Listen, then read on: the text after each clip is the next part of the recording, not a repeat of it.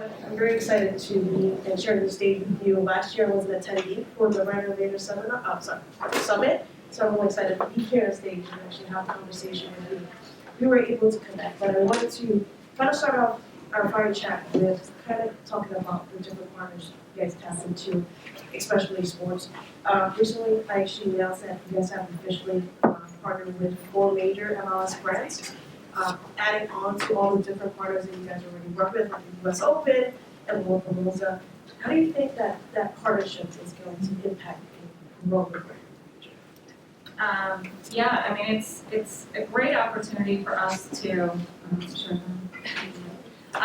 a great opportunity for us to continue to not only partner with great brands and great experiences like MLS, like the US Open, but it is also something that helps us provide a great experience to our members, so they're able to redeem, their points for that, as well as there's avid fans, right? Obviously, for all of these great clubs, as well as again, it's the emotion of rooting for your team, us being there and rooting for them as well.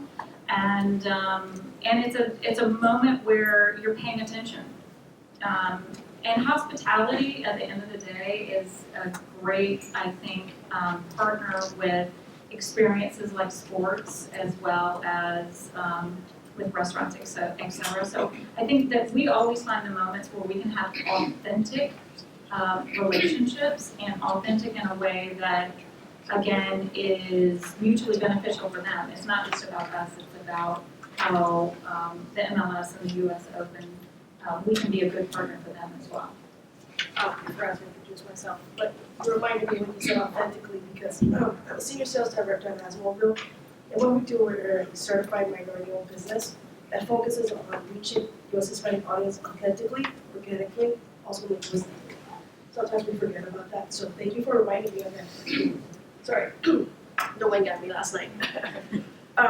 But in terms of talking about soccer, I'm really glad and excited for this partnership because with the World Cup coming into our own home country, I think this is the perfect time to get into and get involved as it gets bigger for audience. My next follow-up question is, you guys also have 19 brands under the portfolio, which is a lot. I can barely handle one on my own. But how do you identify and differentiate each brand, and how do you guys create this own separate brand identity, and as well as capture different emotions for each brand? Yeah, it's a great question, and yes, we have 19 amazing brands. I mean, think about them almost like a family member. We've got our master brand, which is IHG Hotels and Resorts, and then underneath that, you've got 19 very diverse and unique brands that speak to any different type of stay that you're looking for, whether it's an uber luxury experience, if you're going to the Six Senses or Regent, we just opened the Regent in Santa Monica, to an extended stay with your pet, right? As well as that great boutique neighborhood experience with Hotel Indigo. I think what we don't want to be is just 19 brands as like the stamp of like, it's a one-size-fits-all. It is absolutely about bringing your brands to life authentically, them having their own unique personality. It's like 19 children. They all have something unique and differentiated from an experience. And if you're traveling with your family, you're gonna be seeking one set of experiences. If you're traveling for a special holiday with your spouse or your loved one, you might be looking for something slightly different versus business. And I think that ultimately, you just have to be true and authentic to each brand and be really clear what you're going to provide the customer experience. Well, I must say, I'm very excited to do a stay vacation with my 3 pups because I'm definitely a paw parent and they come first. So definitely excited. We're very excited to do the program. I saw that you guys have it out there. So what are the challenges that brands faces when attempting to capture emotional branding, and what can they do to overcome those challenges? I think it was a little bit what I was talking about earlier, is that you just have to be authentic and relevant to your brand. If you try to create an emotional experience or engagement that doesn't really speak to who you are as a brand, your values, your benefits, then it's going to come off disingenuous.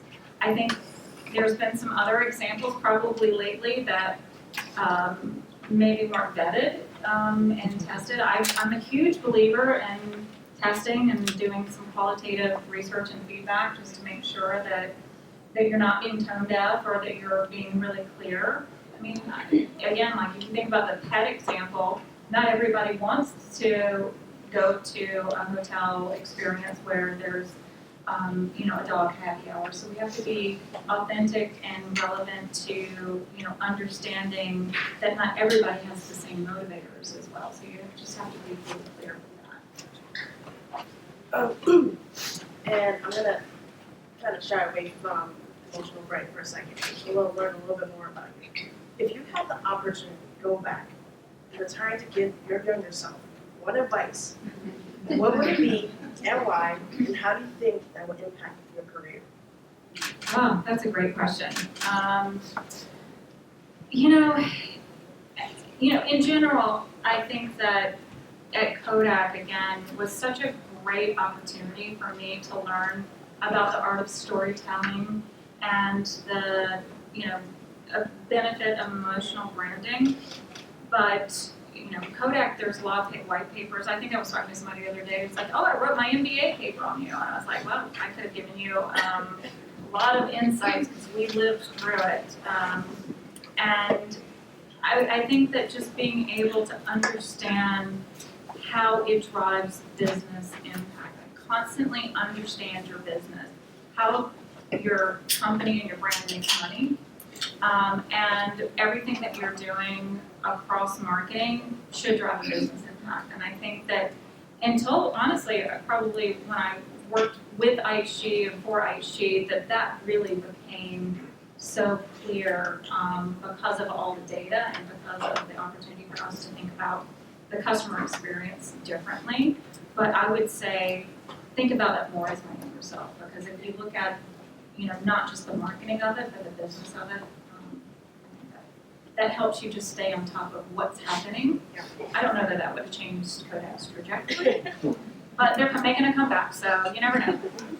Speaking of that, it's a funny story. For Christmas, I gave my nieces and nephew a disposable camera, and they were very excited, and they were whining and taking pictures, and they came up to me and asked me, so where does the picture come from? I was like, you're gonna have to wait. They're like, why? Why can't we just print it out? So it's just a whole different generation, and it's just surprising to see, but I'm really glad that they come back because I really love disposable cameras, and I still take pictures of them because it kind of gives that memory, capture that emotion, right? That's that throwback moment for you as a kid. We have one more question, and we'll open up for Q&A. So the last question I have is, what is one of the most memorable campaigns that you've ever worked on? That's a really good question. I've had the opportunity to work with a lot of amazing brands in my career. Outside of Kodak, I worked at Discovery as well as Kimberly Clark and certainly at IHG. And so I've had great campaigns that I probably point to throughout my career. But one is that you may not have heard of when an Effie back in a couple years, or maybe 10 years ago. It was a campaign called Crack the Case. And Crack the Case was basically an opportunity for IHG to create a gamification of stays. And so if you stayed at these 2 nights, you unlocked something new. If you stayed at this brand, you unlocked something new. So each time you created this kind of emotion of gamification, and what we were really doing was starting to build the building blocks of data to understand some of the ways that we can think about our members and giving better member offers and insights and experiences. And I say that because it was memorable because it created something that wasn't just about getting your brand out there or driving immediate performance. It was actually something that created a foundation that we still leverage today, which I thought it was pretty cool. It was my left brain side coming out. That's awesome. Thank you so much for sharing. So I'm going to open up to the crowd. If you guys have any questions, let me know, and I'll pass it. Hi Liz, my name is Andrew David, I work for Team Snap, and thank you for sharing more about the emotional branding aspect. Coming out of the pandemic, I'd love to understand from you, what was the outcome for you personally took that approach to making sure that you were delivering the brand of authenticity? Obviously, the industry took a downturn like they've never seen before. You have to have the courage and the faith that we were going to come back. But we'd love to hear a little bit more about your approach to that. That was an everyday, I think, looking at what was happening, because we were all experiencing something that we honestly just didn't even know how to react to. And there were little things back then too that we had to even make sure that we didn't have throw pillows and blankets on our bed, because they could, carry the COVID virus at that point, all the way up into when people started traveling again. We had to be thoughtful of not seeming tone deaf, and that we had to make sure that we were taking care of you. We were providing you with a safe environment, that it was scary to think about going back and traveling again. And so we wanted to make sure that we recognized that and make you feel comforted. I would say my second favorite memorable campaign was one that we created right on the outside of kind of opening back up, which was a master brand campaign, and we partnered with Andy Grammer on a song that he had just released called Lease on Life. And that was all about, getting back out there and feeling alive, and, but doing it in a way that is just creating those connections that you've been missing. And that just spoke to the emotion of what we all felt and wanted to travel and see our loved ones. So, we had to balance that versus saying too much and encouraging travel when people weren't ready. So it was a really interesting time. I would say that Kodak and living through the experiences at Kodak was kind of like doing the training before the marathon, of being able to understand, like, you have to keep your finger on the pulse of what's happening on the ground as well as what's happening in the air. I love the presentation on the emotional-based marketing funnel. With the cultural transformation that's going on in America, how, and I know you have so much first-party data, but how does IHG think about incorporating changing passion points and beliefs and behaviors of Gen Z, millennials, LGBTQ plus consumers into that emotional-based marketing? Yeah, it's a great question. Did everybody hear the question? It's part of, like, even the Guest How You Guest campaign that we created, is that everybody's different. Everybody has, different needs, and you look at Gen Z or Next Gen, as we call them, all the way up to, we'll call them Old Gen, but that's me.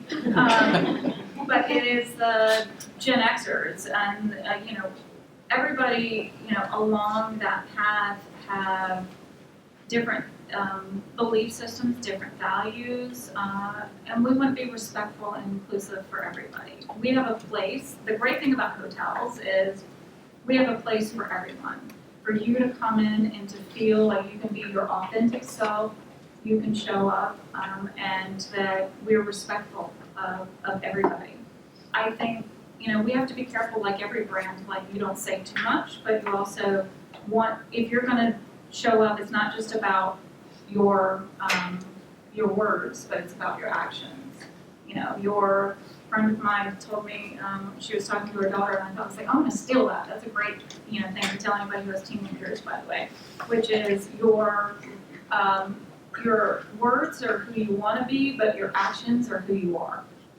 And when you think about it that way, you can relate that to your brand and your brand experience.